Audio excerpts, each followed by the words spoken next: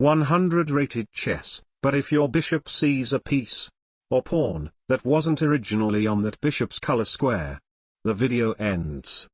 Very challenging. And since trading off the bishops will make the challenge too easy, let's just say that my bishops must not die. f4.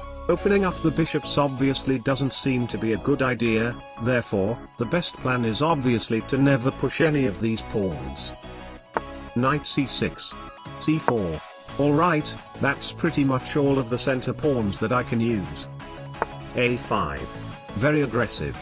Knight c3. a4. Aha, a3 is gonna start a fight with my b-pawn, and since my b-pawn has a very important task of blocking my bishop's view, I cannot allow that to happen.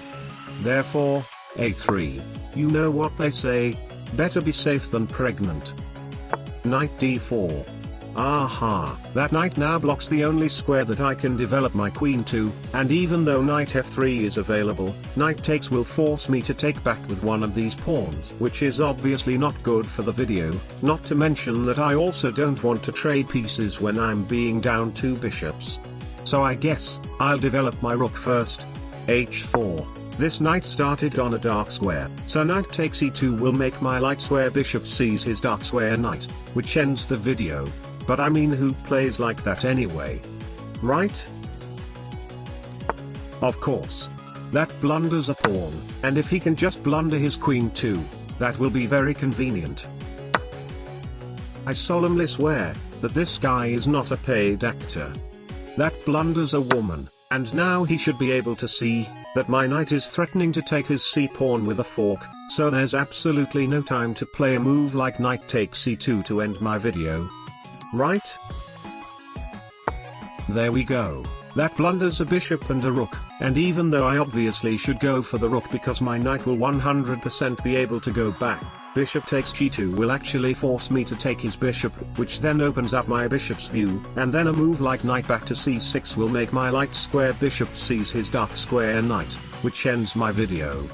Therefore, I have to take this bishop first.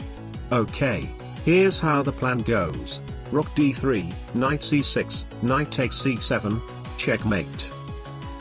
Knight b3. Aha, that knight now can take my bishop, which ends my video, so I guess a sacrifice should be made now in order to be safe, but as you can see here, he's also targeting my rook, so I have faith that he will take my rook instead of my bishop next move. Therefore, rook d3. In no world do you take my bishop here instead of my rook. Well, I guess not taking anything is also an option. But anyway, knight to c7, a beautiful horse checkmate with the rook locking down the king from a very far distance. Mission accomplished.